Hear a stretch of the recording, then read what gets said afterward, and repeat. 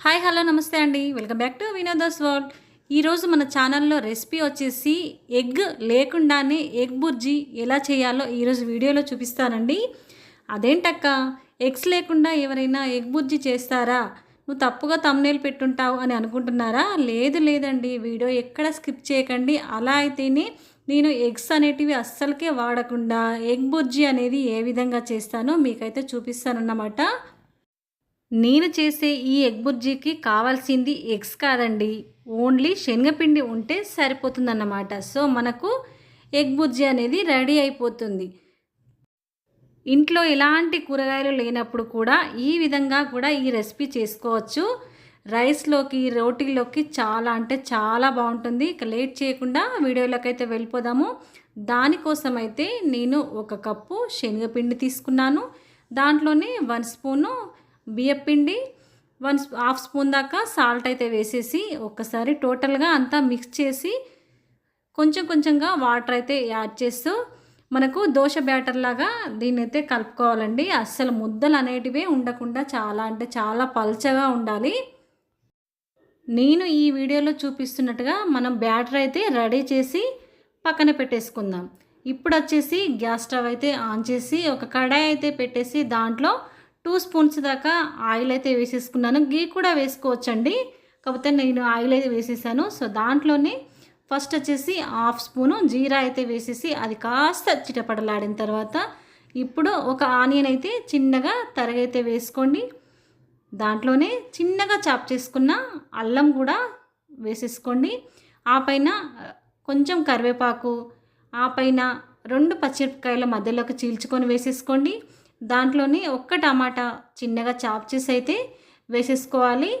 ఇప్పుడు దీంట్లోనే పైనుంచి కాస్త సాల్ట్ అయితే వేసేసామనుకోండి, టమాటా అనేది పూర్తిగా మగ్గిపోతుంది. సో మనకైతే ఇప్పుడు టమాటా కాస్త మగ్గుతుంది కదా, ఇప్పుడు దీంట్లోనే పసుపు వేసేసుకుందామండి. సాల్ట్ వచ్చేసి మనకు కర్రీకి ఎంత పడుతుందో అంతైతే వేసేసుకోండి.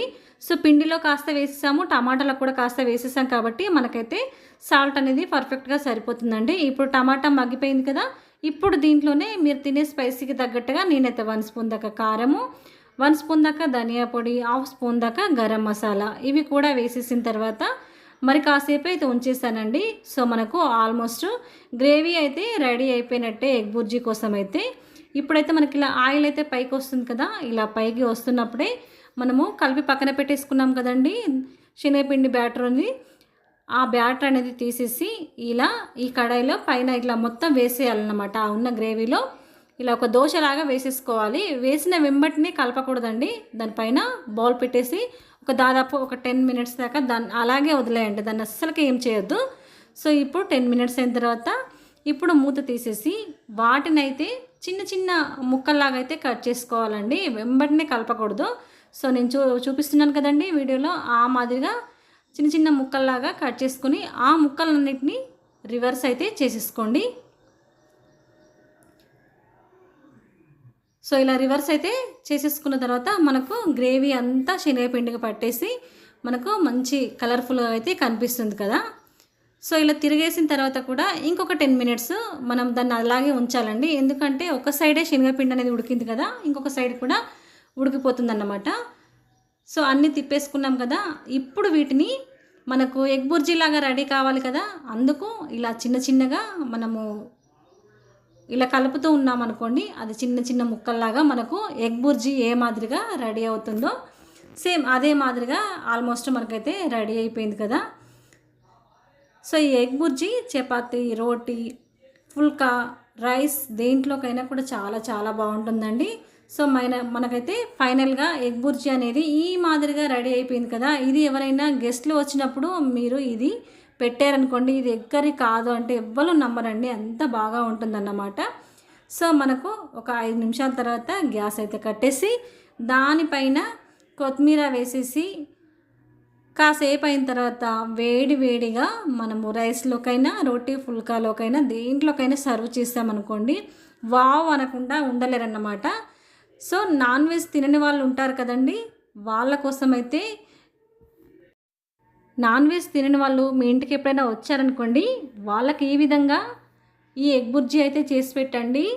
సూపర్ ఉంది అనుకుంటా లొట్టలేసుకుంటూ లాగించేస్తారన్నమాట. ఇంకేముందండి, మీరు కూడా లేట్ చేయకుండా నేను వీడియోలో చూపించిన ఈ ఎగ్ లేకుండా చేసి ఎగ్ బుర్జీ రెడీ చేసి ఎలా వచ్చిందో నాకైతే కామెంట్ అయితే చేయడం మాత్రం మర్చిపోకండి. ఫైనల్గా మీకు కావాల్సితే కాస్త నిమ్మకాయ కూడా పిండుకోవచ్చు. కాకపోతే మనం టమాటా వేసాం కాబట్టి మనకు పులుపు అనేది సరిపోతుంది. సో ఇక మనకు ఏమీ వేయకుండా ఇలా లాగించేసి వచ్చానమాట. సో చూస్తున్నారు కదా ఎలా ఉంది, ఎమ్మీగా ఉంది కదా. సో ఇంకొక వీడియోతో ఉంటానండి. Thank you for the watching.